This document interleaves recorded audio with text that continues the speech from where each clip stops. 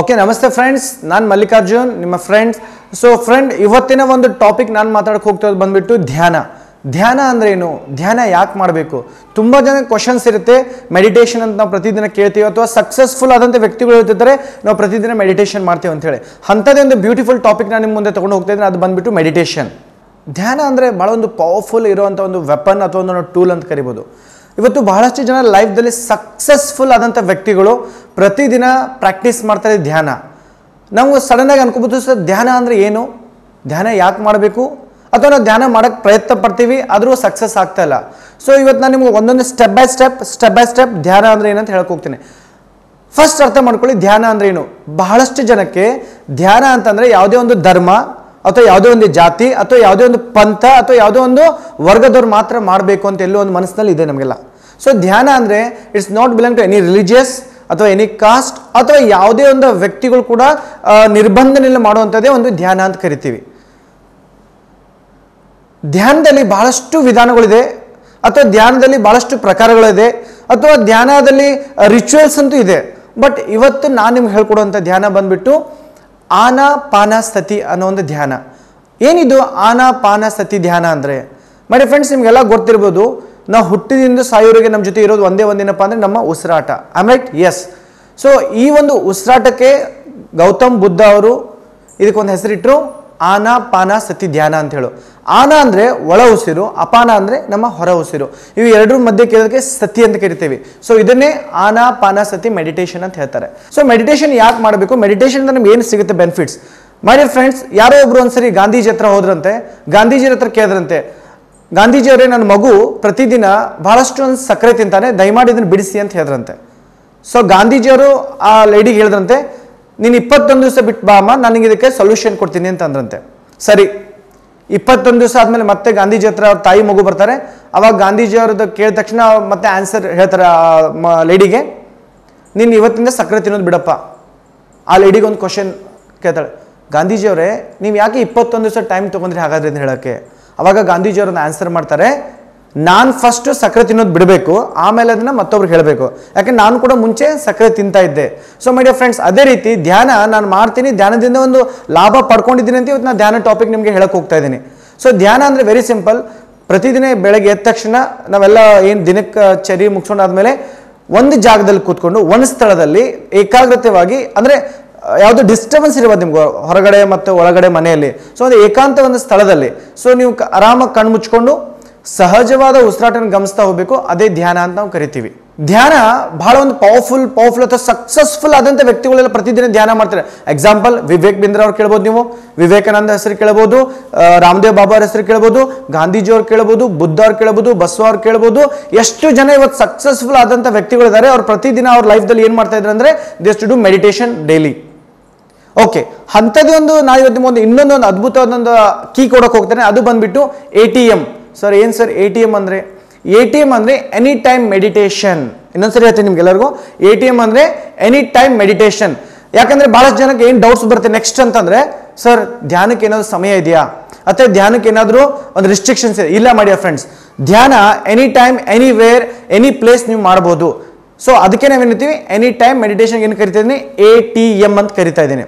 Okay, next, ಇವತ್ತು ಧ್ಯಾನದಲ್ಲಿ ಬಹಳಷ್ಟು ಒಂದು ಸೈಂಟಿಫಿಕ್ ಸ್ಟಡೀಸ್ ಕೂಡ ಆಗಿದೆ. ಇವತ್ತು ಫಾರಿನ್ ಯೂನಿವರ್ಸಿಟೀಸ್ ಇರ್ಬೋದು ಅಥವಾ ಇಂಡಿಯನ್ ಯೂನಿವರ್ಸಿಟಿ ಇರ್ಬೋದು, ಬಹಳಷ್ಟು ಏನಪ್ಪಾ ಅಂದರೆ ಮೆಡಿಟೇಷನ್ ಮಾಡಿದ್ರೆ ಸುಮಾರು ಒಂದು ನಮಗೂ ದೇಹದಲ್ಲಿ ಆದಂಥ ಒಂದು ನೋವು ಇರ್ಬೋದು ಅಥವಾ ಬಹಳಷ್ಟೊಂದು ಕಾಯಿಲೆಗಳ ಕಡೆಯಿಂದ ಇವತ್ತು ಧ್ಯಾನದಿಂದ ಬೆನಿಫಿಟ್ ಆಗ್ತದೆ. ಸೊ ಧ್ಯಾನ ಮಾಡೋದ್ರಿಂದ ಫಸ್ಟ್ ಆಫ್ ಆಲ್ ನಮ್ಮ ಮೆಂಟಲ್ ಪೀಸ್ನೆಸ್ ಜಾಸ್ತಿ ಆಗ್ತದೆ. ಇನ್ನೊಂದ್ಸರಿ ಹೇಳ್ತೀನಿ ನಿಮಗೆಲ್ಲ, ಧ್ಯಾನ ಮಾಡೋದ್ರಿಂದ ಪ್ರತಿದಿನ ನಮ್ಗೆ ಏನಾಗ್ತದೆ, ಮೆಂಟಲ್ ಪೀಸ್ ಹೆಚ್ಚಿಗೆ ಸಿಗ್ತಾ ಇದೆ. ಅಂದರೆ ಮಾನಸಿಕ ನೆಮ್ಮದಿ ನಮ್ಮಲ್ಲಿ ವೃದ್ಧಿ ಆಗ್ತದೆ. ಪ್ರತಿದಿನ ಧ್ಯಾನ ಮಾಡೋದ್ರಿಂದ ನಮ್ಮ ಜೀವನದ ಒಂದು ಏನು ಗುರಿ ಅಂತ ಕರಿತೀವಲ್ಲ, ಅಲ್ಟಿಮೇಟ್ ಲೈಫ್ ಸ್ಟೈಲ್ ಅಥವಾ ಗುರಿ ಅಂತ ಕರಿತೀವಲ್ಲ, ಆ ಗುರಿಗಳು ಬೇಗ ಫಾಸ್ಟಾಗಿ ಅಚೀವ್ ಮಾಡ್ತೀವಿ. ಎಕ್ಸಾಂಪಲ್, ನೀವು ಡೆಲ್ಲಿಗೆ ಹೋಗ್ಬೇಕು ಅನ್ಕೊಳ್ಳಿ. ಡೆಲ್ಲಿಗೆ ಹೋಗ್ಬೇಕಂದ್ರೆ ನಾವು ಬಸ್ಸಲ್ಲಿ ಹೋಗ್ಬೋದು, ನಡೀತಾ ಹೋಗ್ಬೋದು, ಅಥವಾ ಫ್ಲೈಟ್ ಮುಖಾಂತರ ಹೋಗ್ಬೋದು. ಅದೇ ರೀತಿ ಈ ಧ್ಯಾನ ಅಂತಂದರೆ ನಮ್ಮನ್ನ ಫ್ಲೈಟಲ್ಲಿ ಕರ್ಕೊಂಡು ಹೋಗುತ್ತೆ. ಅಂದರೆ ಟೈಮ್ ಬೇಗ ನಮ್ಮ ಅಚೀವ್ ಮಾಡಿಸುತ್ತೆ ನಮ್ಮ ಜೀವನದ ಒಂದು ಗುರಿಗಳು. ಅದಕ್ಕೂ ನಾವು ಏನು ಮಾಡಬೇಕು, ಧ್ಯಾನ ಪ್ರತಿದಿನ ಮಾಡಬೇಕು. ನೆಕ್ಸ್ಟ್, ಧ್ಯಾನದಲ್ಲಿ ಬಹಳಷ್ಟು ಒಂದು ಇಂಪಾರ್ಟೆಂಟ್ ಏನಪ್ಪ ಅಂತಂದರೆ, ನೀವೆಲ್ಲ ಗಮನಿಸ್ಕೋಬೇಕು ವಿಷಯ ಏನಪ್ಪ ಅಂತಂದರೆ, ಧ್ಯಾನ ಅನ್ನೋದು ಯಾಕೆ ಮಾಡಬೇಕು ನಿಮಗೆಲ್ಲ ಗೊತ್ತಿರಲಿ. ನಮ್ಮ ದೇಹದಲ್ಲಿ ಒಂದು ಪಂಚಕೋಶ ಅಂತಿದೆ. ಅನ್ನಮಯ ಕೋಶ, ಪ್ರಾಣಮಯ ಕೋಶ, ಮನೋಮಯ ಕೋಶ, ವಿಜ್ಞಾನಮಯ ಕೋಶ ಮತ್ತು ಆನಂದಮಯ ಕೋಶ ಅಂತೇಳಿ ಈ ಥರ ಒಂದು ಪಂಚಕೋಶ ಇದೆ. ಅದರಲ್ಲಿ ಮೂರನೇದು ಬರೋದು ಬಂದ್ಬಿಟ್ಟು ಪ್ರಾಣಮಯ ಕೋಶ. ಮೈ ಡಿಯರ್ ಫ್ರೆಂಡ್ಸ್, ನಮ್ಮ ದೇಹದಲ್ಲಿ 72,000 ನರನಾಡಿಗಳಿದೆ. ದೇರ್ ಆರ್ ಮೋರ್ ದನ್ 72,000 ನಾಡೀಸ್. ಸೊ ಇದು ಏನಾಗುತ್ತೆ ಅಂತಂದ್ರೆ ಮೆಡಿಟೇಷನ್ ಮಾಡೋದ್ರಿಂದ ಆ ಒಂದು ಎಲ್ಲ ನಾಡಿಗೆ, ಅಂದ್ರೆ ಪ್ರಾಣ ನಾಡಿ ಇರ್ಬೋದು, ಅನ್ನಮಯ ನಾಡಿ ಇರ್ಬೋದು, ಅಥವಾ ಮನೋಮಯ ನಾಡಿ, ಇವೆಲ್ಲ ನಾಡಿಗೆ ಏನಾಗುತ್ತೆ, ದ ಸಪ್ಲೈ ಆಗುತ್ತೆ ಆಕ್ಸಿಜನ್ ಮತ್ತೆ ಆ ಎನರ್ಜಿ ಧ್ಯಾನದಿಂದ ನಮ್ಮ ಬಾಡಿ ಸಿಗುತ್ತೆ. ಸೊ ಮೆಂಟಲಿ ನಾವೆಲ್ಲನೂ ಎಷ್ಟೋ ಸರಿ ಡಿಸ್ಟರ್ಬ್ ಆದಾಗ, ಸೊ ನಾವು ಮೆಡಿಟೇಷನ್ ಮಾಡಿದಾಗ ಏನಾಗುತ್ತೆ, ವಿ ಗೆಟ್ ದ ಪ್ರಾಣ ನಾಡೀಸ್ ಆಕ್ಟಿವೇಟ್.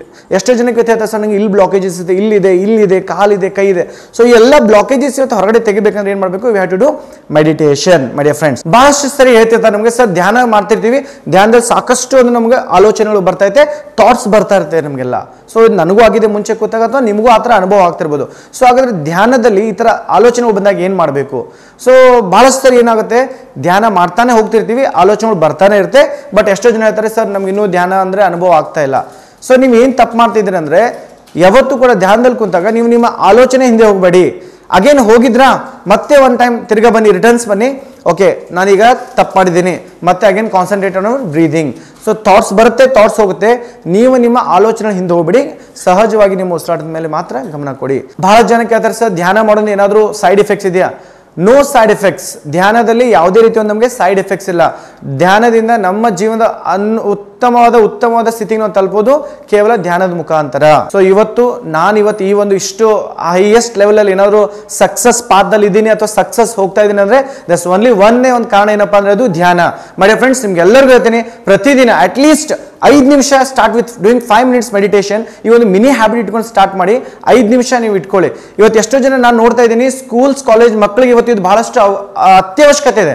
ಯಾಕಂದ್ರೆ ಇವತ್ತು ನಮ್ಮ ದೇಶದಲ್ಲಿ ನೋಡ್ಬೋದು ಅಥವಾ ವಿದೇಶದಲ್ಲಿ ನೋಡ್ಬೋದು, ಇವತ್ತು ಹೆಚ್ಚು ಸಂಖ್ಯೆ ಸ್ಟ್ರೆಸ್ ಆಗ್ತಾ ಇದೆ, ಕ್ರೈಮ್ ರೇಷಿಯೋ ಜಾಸ್ತಿ ಆಗ್ತಾ ಇದೆ. ಸೊ ದಲಾಲ್ ಅಮ್ಮ ಅವ್ರು ಮಾತು ಹೇಳಿದ್ರೆ, ಒಂದು ಮಗುಗೆ ನಾವೇನಾದ್ರೂ ಒಂದು ಧ್ಯಾನ ಕಲ್ಸ್ಕೊಟ್ರೆ ಒಂದು ಕ್ರೈಮ್ ಕಡಿಮೆ ಮಾಡ್ಬೋದಂತೆ. ಮತ್ತೊಂದ್ಸರಿ ಹೇಳ್ತೀನಿ ನಿಮ್ಗೆ, ಒಂದು ಮಗುಗೆ ಅಥವಾ ಒಂದು ಸ್ಟೂಡೆಂಟ್ಗೆ ನಾವೇನಾದ್ರೂ ಧ್ಯಾನ ಕಲ್ಸ್ಕೊಟ್ರೆ ಒಂದು ಕ್ರೈಮ್ ನ ಕಡಿಮೆ ಮಾಡ್ತೀವಂತೆ. ನಾನು ಸ್ಕೂಲ್ ಕಾಲೇಜ್ ವಿದ್ಯಾರ್ಥಿಗಳಿಗೆ ಇಷ್ಟಪಡ್ತೀನಿ, ಪ್ರತಿದಿನ ಧ್ಯಾನ ಮಾಡಕ್ಕೆ ಸ್ಟಾರ್ಟ್ ಮಾಡಿ. ನನ್ಗೆ ಗೊತ್ತಿದೆ ಇವತ್ತಿನ ಕಾಲೇಜ್ ಮತ್ತೆ ಸ್ಟೂಡೆಂಟ್ಸ್ ಏನು ಸಮಸ್ಯೆಗಳಿದೆ ಅಂತಂದ್ರೆ, ಎಷ್ಟೋ ಜನ ಹೇಳ್ತಾರೆ, ಸರ್ ನಾನು ಓದಕ್ಕೆ ಕೊಡ್ತೀನಿ, ನನಗೆ ಏಕಾಗ್ರತೆ ಆಗ್ತಿಲ್ಲ. ಎಷ್ಟೋ ಜನ ಹೇಳ್ತಾರೆ, ಸರ್ ನಾನು ಓದಿದ್ದು ನೆನಪಾಗಲ್ಲ, ಅಂದ್ರೆ ಮೆಮರಿ ಪವರ್ ಕಡಿಮೆ ಆಗ್ತಾ ಇದೆ. ಎಷ್ಟೋ ಜನ ಹೇಳ್ತಾರೆ, ಎಕ್ಸಾಮ್ಸ್ ಬಂದಾಗ ಒಂದು ಎಕ್ಸಾಮ್ ಫೋಬಿಯಾ ಅಥವಾ ಎಕ್ಸಾಮ್ ಫಿಯರ್ ಇದೆ. ಎಷ್ಟೋ ಜನ ಹೇಳ್ತಾರೆ, ನನಗೆ ಸ್ಟೇಜ್ ಮೇಲೆ ನಿಂತರೆ ಕೈಕಾಲು ನಡುತ್ತೆ, ಮಾತಾಡೋಕ್ಕಾಗಲ್ಲ. ಮೈ ಡಿಯರ್ ಫ್ರೆಂಡ್ಸ್, ನಾನು ನಿಮ್ಮನ್ನು ಚಾಲೆಂಜ್ ಮಾಡ್ಕೊಡ್ತೀನಿ, ನೀವು ಇವತ್ತಿಂದ ಈ ಧ್ಯಾನ ಪ್ರಾಕ್ಟೀಸ್ ಮಾಡಕ್ಕೆ ಸ್ಟಾರ್ಟ್ ಮಾಡಿ. ನಿಮ್ಮ ಲೈಫಲ್ಲಿ ನಾನು ಬರ್ಕೊಡ್ತೀನಿ, ನಿಮ್ಮ memory power, concentration, leadership skills plus ಎಲ್ಲ ಲೈಫಲ್ಲಿ ಸ್ಟೇಜ್ ಫೇರ್ ಇರ್ಬೋದು, ಎಕ್ಸಾಮ್ ಫೇರ್ ಇರ್ಬೋದು, ಎಲ್ಲ ಕೂಡ ಈ ಒಂದೇ ಒಂದು ಮೆಡಿಟೇಷನ್ ಮುಖಾಂತರ ನಿಮಗೆ ಸೊಲ್ಯೂಷನ್ ಸಿಗುತ್ತೆ and you are going to be successful in your life. So ಅದಕ್ಕೋಸ್ಕರ ನಾನು ನಿಮ್ಗೆ ಎಲ್ಲರಿಗೂ ಇನ್ನೊಂದ್ಸರಿ ಬಹಳ ನನ್ನ ಮನದಾಳದಿಂದ ಹೇಳ್ತೀನಿ, ತಾವೆಲ್ಲರೂ ಪ್ರತಿದಿನ daily start with 5 minutes meditation. ಎಷ್ಟು ನಿಮಿಷ ಬೇಕಾದ್ರೂ ಮಾಡ್ಬೋದು, 5 ನಿಮಿಷದಿಂದ ಸ್ಟಾರ್ಟ್ ಮಾಡಿ, you can end with 1 hour. So ಇದನ್ನ ಹೇಳಿ ನನ್ನ ಮಾತುಗಳು ಮುಗಿಸ್ತಾ ಇದ್ದೀನಿ. ಮತ್ತೆ ಲಾಸ್ಟ್ ಮತ್ತೊಂದ್ಸರಿ ತಮಗೆಲ್ಲ ಹೇಳ್ತಾ ಇದ್ದೀನಿ, ನನ್ನ ಯೂಟ್ಯೂಬ್ ಚಾನಲ್ ಮಲ್ಲಿಕಾರ್ಜುನ್ ಕರಜಗಿಮಠ್ ದಯಮಾಡಿ ಲೈಕ್ ಮಾಡಿ, ಸಬ್ಸ್ಕ್ರೈಬ್ ಮಾಡಿ, ಶೇರ್ ಮಾಡಿ, ಪ್ಲಸ್ ಬೆಲ್ ಬಟನ್ ಹಿಕ್ ಮಾಡಿ. ನೆಕ್ಸ್ಟ್ ವಿಡಿಯೋ ಬರೋಕ್ಕಿಂತ ಮುಂಚೆ ನಿಮ್ಗೆ ಸಿಗಬೇಕಂತ ಹೇಳಿ ನನ್ನ ಟಾಕ್ ನ ಮುಗಿಸ್ತಾ ಇದ್ದೀನಿ. Thank you so much. Love you all. Happy nice day.